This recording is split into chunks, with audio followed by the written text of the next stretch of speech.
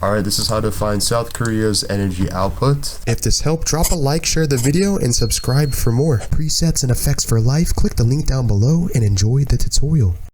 First website is Our World in Data for the country South Korea. Basically, this is more of an in-depth website if you want to see well, pretty much a lot about South Korea's energy and electricity consumption. Right here we have per capita or per person. As we can see, South Korea has been in an uptrend, or every person has been basically consuming a lot of electricity. And again, you have different things, how much energy does the country consume, just different graphs, how much energy consumption is changing. It looks like it's on a downtrend, and etc, etc. Very great website, highly recommended.